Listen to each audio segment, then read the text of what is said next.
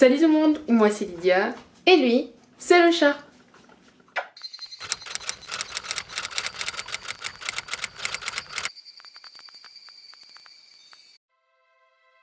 Alors, je suis à peu près coiffée, je me suis réveillée et je filme une vidéo.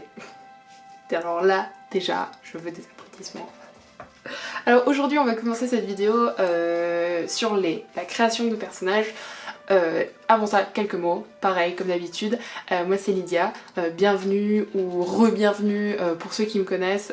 Je suis une auteure en devenir publiée chez Sudaren, qui est une maison indépendante du sud de la France. Donc toujours la même chose, vous pouvez trouver mes romans en barre d'infos. Et puis voilà, si vous voulez discuter avec moi, vous pouvez me suivre sur mon Instagram et n'hésitez pas à vous abonner. Alors là, dernièrement, j'ai sorti 3 vidéos en 3 jours. Non, je ne vais pas faire une vidéo par jour parce que sinon je vais vite laisser tomber. Alors à partir de demain, on reprend mon planning habituel qui est une vidéo, je n'arrive plus à parler, le lundi, le mercredi et le vendredi. Le vendredi, samedi, ça dépendra de combien de choses j'ai à faire. Donc si vous voulez être au courant de toutes mes vidéos, n'hésitez pas à vous abonner et laisser un pouce bleu pour me dire que ce que je fais, ça vous plaît. Donc voilà. On va tout de suite partir dans la vidéo avant que cette intro soit trop longue. Donc il y a un certain temps de cela, j'ai commencé une série de comment écrire un livre. C'était un nom de série de merde. Donc il n'y a pas si longtemps que ça, j'ai commencé une série de vidéos qui s'intitulait Comment écrire un livre. Donc le titre est pas terrible, mais c'était mes débuts et bon, j'étais pas terrible non plus. Je suis toujours pas terrible. Mais je vais continuer cette série parce qu'elle a eu pas mal de retours positifs. Donc la première c'était comment créer un monde de fantasy. Et là je vais vous dire comment, enfin de mon humble avis, hein, voilà, comment faire des personnages importants. Alors pour cela, j'ai mon petit carnet à paillettes. Pour ceux qui me connaissent, vous savez que les paillettes et moi, c'est quelque chose de très intéressant. Alors, dans un monde de fantasy, si vous voulez aller voir cette vidéo, allez, je la mettrai là, quelque part là ou dans la description. C'est le monde qui est important, mais il y a une autre chose qui est très importante à mes yeux, c'est les personnages. Personnellement, il y a deux types d'auteurs. Il y a des auteurs qui sont plus basés sur l'histoire en elle-même et d'autres sur les personnages. Moi je suis un mélange de deux, j'aime beaucoup l'histoire mais j'aime aussi beaucoup me baser sur mes personnages, donc c'est pour ça que je crée mes personnages avant d'écrire l'histoire. Après il y a des personnages secondaires que je crée pour l'intrigue mais c'est pas des personnages récurrents. Très souvent j'ai mes personnages avant d'écrire mon histoire. Alors cette vidéo va être divisée en deux parties. Premièrement je vais vous parler de quelque chose qui est très important à mes yeux, qui est ce que le personnage veut et ce dont le personnage a besoin. Donc je vais vous parler de ça vite fait et ensuite je vais passer dans comment créer un personnage, genre les questions qu'il faut se poser. Gimli est en train de me dire bonjour, il veut des caresses. Donc voilà, je vais vous parler vraiment des questions qu'il faut vous poser en créant votre personnage. Bien sûr, ce n'est pas une généralité, il y a des gens qui fonctionnent autrement, mais moi je vous dis ce qui marche pour moi, encore une fois, voilà, pas obligé de me suivre. Donc on va commencer cette première vidéo, oui désolée je lis, hein. On va commencer par ce qui est le besoin et...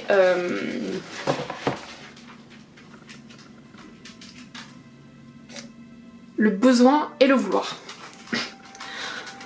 Donc, un personnage c'est quelque chose de très important comme je vous l'ai dit, et plein d'histoires qui pourraient être bonnes sont souvent mauvaises parce qu'il n'y a pas une très bonne recherche des personnages et vice versa. Des histoires avec des personnages qui sont géniaux arrivent souvent, même si l'intrigue est pas géniale, de créer quelque chose de pas mal. Et il y a plein d'histoires que je lis, que j'adore franchement parce que on suit vraiment l'évolution des personnages. Et au contraire de cela, il y a pas mal d'histoires que je lis, que ce soit sur Wattpad ou que ce soit les romans publiés ou même les films, les séries, où les décisions du personnage sont clairement influencées par l'intrigue et on voit que les auteurs oublient leur personnage pour se baser sur l'intrigue, pour faire avancer l'histoire, et ça pour moi c'est vraiment un gros faux pas. Alors, le want versus need, qui est le besoin contre le vouloir, il y a une notion très importante, c'est que vouloir c'est externe. Donc quand on veut quelque chose, on va faire tout pour l'atteindre. En fait, si on va parler du Seigneur des Anneaux, où en fait Frodo veut détruire l'anneau, et donc toute l'intrigue va être basée autour du fait qu'il va avoir des obstacles à ce vouloir. Donc tout ce qui est guerre, bataille, tout ça c'est des éléments externes qui vont venir créer une opposition à ce que le personnage veut. Après, ce dont le personnage a besoin, c'est quelque chose de beaucoup plus interne. Si on se réfère à Harry Potter, on va arriver au thème de l'histoire. Donc, ce sont les thèmes de l'amitié. Donc, que Harry Potter a besoin de se baser sur ses amis pour avancer. Et il a été protégé par l'amour. Donc, on va arriver à des morales qui sont l'amour vaincra tout, l'amitié est plus important que tout, il faut croire en soi. Voilà, c'est vraiment ça qui est très important.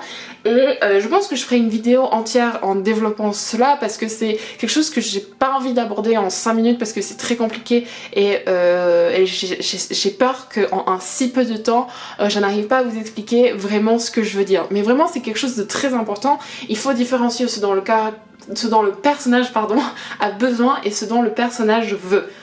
Ce que vous devez retenir, c'est que ce dont le personnage a besoin, c'est quelque chose d'externe, matériel, et ce dont le personnage a besoin, c'est plus subtil, c'est interne, et ça va être lui-même, le discours intérieur qui va venir faire opposition au fait qu'il va pouvoir obtenir cette chose ou pas. Voilà, donc j'espère que j'ai été assez claire. Si ça vous intéresse, n'hésitez pas à me dire si vous voulez une vidéo entière là-dessus parce que là j'ai peur de vous perdre. Donc maintenant on arrive à la partie plus pratique qui sont les questions que l'on va se poser quand on crée un personnage. Moi je crée des fiches de personnages. Quand j'ai une idée de personnage, je vais créer des fiches que je coupe en 3-4 catégories en fonction de ce que je veux savoir sur ce personnage pour pouvoir l'approfondir. J'ai vu des fiches de personnages ridicules avec une centaine de questions, genre quel est son plat préféré. Bon, pour certains ça va être la meilleure façon de faire, mais moi personnellement je m'en fous du plat préféré de mon personnage. Il y a des choses plus importantes à aborder et bien sûr il faut laisser un peu place à l'imagination, faut pas tout écrire sur papier. Donc on va partir sur ces catégories. Donc si vous avez un stylo ou quelque chose comme ça, prenez-le parce que j'ai bien peur que je vais déblatérer pour longtemps, même si je vais essayer d'être contente. Première chose très importante, c'est l'identité de ce personnage. Donc l'identité du personnage, ça va être la première catégorie et c'est assez important. Que ce soit dans un monde fictif de fantasy, comme par exemple le monde d'Érud ou Eréem, pour ceux qui connaissent mes œuvres, ou le monde réel, qui est la planète Terre, magnifique planète Terre confinée. Voilà. On va poser des questions qui vont aller répondre aux interrogations et qui vont aller définir une première esquisse de ce personnage. Première chose, le sexe ou le genre du personnage. C'est très important et je vais faire la différence parce que il y a une femme que j'adore qui fait toujours la différence quand elle va parler de ses personnages. Le sexe, c'est quelque chose de biologique. On va vagin, pénis, chromosome, c'est une histoire de chromosomes. Sauf que le genre c'est plus une question d'identité, c'est j'avais trouvé un mot parce que c'est très dur à parler de ce genre de choses, c'est un concept. Le genre est un concept. Voilà, donc on va vraiment partir sur tout ce qui est biologique et tout ce qui est comment le personnage se sent. Est-ce qu'il se sent femme? Est-ce qu'il se sent homme? Voilà, bon là je vais parler dans quelque chose d'assez compliqué que je ne sais pas très bien m'exprimer, mais voilà, ne me tuez pas. Ensuite, on va partir sur son âge. Donc l'âge du personnage est très intéressant parce que justement l'âge du personnage va définir comment va se passer l'histoire. Alors je vais revenir sur quelque chose où vous allez me dire Lydia, t'en as déjà parlé, mais je vais revenir dessus parce que l'âge du personnage, ça va définir si il y a des parents, les limitations qu'il va avoir, les expériences qu'il a eues dans la vie, parce que l'expérience du personnage va vraiment rentrer en compte dans ses choix décisionnels. Donc quand on va arriver à des romans pour jeunes ados, le fait que les héroïnes aient souvent des parents qui soient morts, c'est pour qu'ils puissent gambader et faire ce qu'ils veulent, parce que dans la réalité, moi je vais vous dire je découvre que je dois chasser des démons. Et j'ai dit à ma mère, quand j'avais 7 ans, hey, je dois sortir cette nuit, je vais chasser des démons, ou sinon je vais faire des trucs. Ma mère elle va me ramener, elle va me faire Lydia, tu restes ici. Hein. Et moi je vais être là en mode, pas de d'histoire. Voilà, donc vraiment ça va être pour ça. Et une chose dont je vous supplie de faire, c'est quand vous écrivez des romans pour jeunes ados, gardez les parents. Parce que les parents c'est une partie intégrante de la vie d'ado, et quand les ados vont lire ça, ou genre les lecteurs vont lire ça, que ce soit des gens comme moi ou des gens qui vont s'identifier, ils vont se dire soit c'est pas réaliste et du coup ça va enlever vraiment, ça va empêcher le lecteur de s'identifier à ce qu'il est en train de lire, soit ça va donner un mauvais exemple. Et genre je pense que les parents c'est très important dans la vie des enfants, il y en a qui en a, il y en a qui en ont, il y a des parents qui sont géniaux, il y a des parents qui sont moins, mais il faut que ce soit une figure importante dans la littérature pour jeunes adultes. Mais là je digresse et c'est pas très intéressant. Donc ensuite on arrive à la race et l'ethnicité de cette personne. Comme vous savez, le lignage d'une personne va créer son identité. Personnellement, si on va parler de mon lignage à moi, mon père est anglais, ma mère est brésilienne, ça fait un mix intéressant et j'ai grandi en France. Donc j'ai vraiment tous ces côtés-là qui ont influencé qui je suis, ce que j'aime dans la vie, ce que je décide de faire. Donc pensez à ça, si votre personnage a grandi dans un environnement précaire, bien sûr il va avoir une façon différente de s'exprimer, il va avoir des choix décisionnels différents et c'est quelque chose que vous devez prendre en compte. Si ce personnage vient de la haute, il va s'exprimer différemment, il va être peut-être un peu plus arrogant, peut-être pas, peut-être qu'il va avoir des idéaux différents.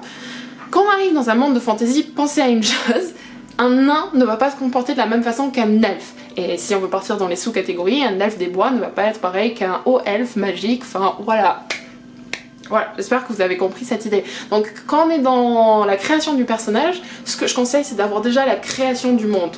Comme ça on peut s'appliquer, on peut s'appuyer sur l'un sur l'autre et pas faire des incohérences. Ensuite vient le physique. Physique très important, à quoi ressemble votre personnage, est-ce qu'il est petit, trapu, est-ce qu'il est grand, élancé, maigre. Ça va vraiment, la façon, notre physique influence sur nos choix décisionnels aussi. Par exemple moi débile, je trouve que j'ai des grosses cuisses, du coup je vais jamais porter des jupes.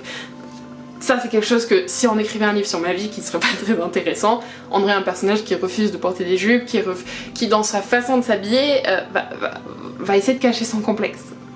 Voilà, donc c'est quelque chose de très intéressant. Et en plus le physique va aussi montrer l'interaction avec les autres. Si le gars il fait 2,80 m, il est taillé comme de la pierre, il va avoir moins de chances de se faire taper dessus. Voilà, donc ça me permet d'avancer sur mon second point qui est les relations. Donc les relations est une catégorie très importante parce que les relations, ça va permettre au personnage d'être placé dans une bulle sociale.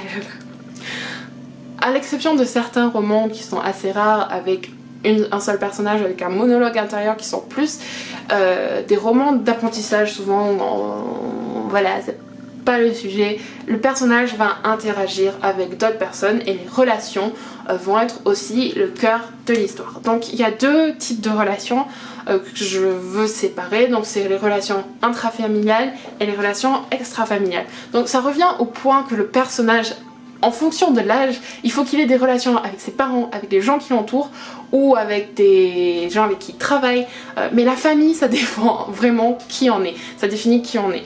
Si vous regardez autour de vous une personne qui a grandi dans une famille monoparentale, je dis pas que c'est une mauvaise chose, qui ne va pas avoir la figure de père ou la figure de mère, va avoir un différent comportement d'une personne qui a eu ses deux parents. Vice versa, une personne qui a eu ses deux parents mais qui était absent va avoir une autre façon de réagir que des parents qui ont toujours été là pour eux. Vous voyez ce que je veux dire? Il faut vraiment que l'environnement familial dans lequel le personnage a grandi se reflète sur les pages. Si je vais vous donner un exemple concret, on va avoir 3 enfants dans les Gardes de Fallen. On a Raven, Kalen, Joren. Ouais, j'aime bien les N, mais c'est une famille royale donc c'est normal. Raven, elle, a grandi loin de ses parents dans une académie, on lui a enlevé l'essence pour qu'elle puisse apprendre à se battre et devenir un objet. Donc elle n'a pas du tout la même chose. Joren, lui, a été, comme sa sœur Kalen, élevé au palais avec ses pères, son père, sa mère, la cour. Joren est vraiment le pro-chevalier et Kalen, elle, veut avoir des enfants. Enfin, c'est vraiment quelque chose de caricatural. Là, je ne peux pas entrer dans les détails sans que cette vidéo fasse 1h30 long, mais il faut vraiment que les relations familiales se reflètent sur le papier. Ensuite, il y a les relations extra-familiales, que ce soit les amis, les relations amoureuses ou sexuelles. Parce que oui, les relations amoureuses ne sont pas les mêmes choses que les relations sexuelles. Encore une chose que je trouve est super mal faite dans la romance pour jeunes adultes. Alors, les amis, je suis désolée, la personne avec qui on traîne, ça définit qui on est. Perso, quand j'étais au lycée, je traînais avec des connards. pas tous, mais je traînais... Perso, quand j'étais au lycée, je traînais avec des gens pas trop fréquentables, qui étaient très imbus d'eux-mêmes, qui... voilà, je sortais dans ces effets-là, mais moi, j'étais une mauvaise personne, je trouve, au lycée. Et après, quand je traînais avec des gens plus gentils, ça faisait pour moi une personne gentille. Voilà, donc les gens avec qui on traîne, ses amis, on fait le choix de nos amis, donc ça définit une personne de qui on est. On arrive ensuite aux relations sexuelles, donc comment parler de ça sans me faire démonétiser, mais en gros les expériences que le personnage a eues avant, parce que il y a des gens qui peuvent être intéressés par leur sexualité mais ont jamais rien fait. Dans certains romans ça va être la découverte de leur sexualité, ça va être vraiment le thème entier du roman. Ou est-ce que c'est une personne qui est complètement prude, qui découvre ou qui n'a pas envie de découvrir la sexualité. Pareil avec les relations amoureuses, est-ce qu'on a quelqu'un qui a eu une connexion avec d'autres personnes et qui... Donc pour revenir à ces relations amoureuses, sexuelles, ça va être différente. On va devoir... je ferai une vidéo sur la romance en général parce que c'est un sujet très long. Enfin on arrive aux capacités de ce personnage. Qu'est-ce que le personnage peut faire? Sinon on arrive à des trucs comme... J'apprends à me battre en une semaine. Ou je me réveille et je suis le meilleur sorcier du monde. Alors moi je vais vous prévenir, dès que je vois ça, j'arrête de lire le livre. Voilà. Parce qu'il y a des choses que l'on n'apprend pas en une nuit. Enfin, c'est pas possible. Et même, tu peux me dire, oui, c'est la magie qui a trouvé mon personnage. Non! Non, c'est pas possible. Je suis désolée, ça n'a pas de sens. Pour apprendre quelque chose, tu t'en baves.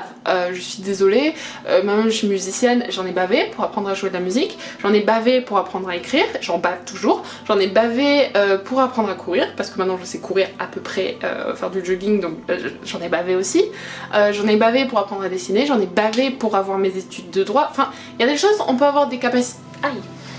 On peut avoir plus de chance à apprendre des choses, avoir des facilités, mais le combat, ce n'est pas quelque chose qu'on apprend en une nuit. Genre, on sait pas qu'on a une épée dans la main, qu'on sait s'en servir. Là, je parle de la fantasy parce que ça, c'est quelque chose dont beaucoup d'auteurs sont coupables.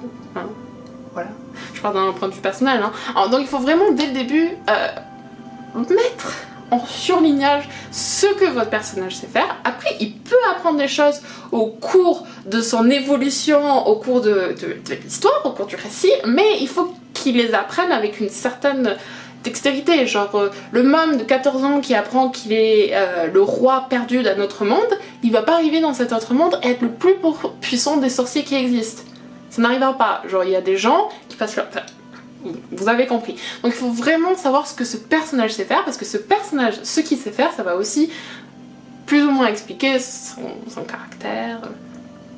Voilà. Et enfin, la personnalité. Voilà. Est-ce que votre personnage est extraverti, introverti, jaloux, égoïste? Je vous mettrai un lien dans une description pour finir sur ça. Vous allez vous mettre dans la tête de vos personnages et vous allez passer le test. Parce qu'en fait, il y a des tests de personnalité, on va voir si votre personnalité est plus un leader et plus un suiveur. Et vous allez voir vraiment, ça va vous mettre dans la peau de votre personnage et vous pourrez répondre à cette question. Donc cette vidéo est finie pour aujourd'hui. J'espère que vous a plu, j'espère que vous n'avez pas tenu compte de mes cheveux qui ressemblent à rien. Parce que... Voilà, et j'espère vous revoir à très bientôt.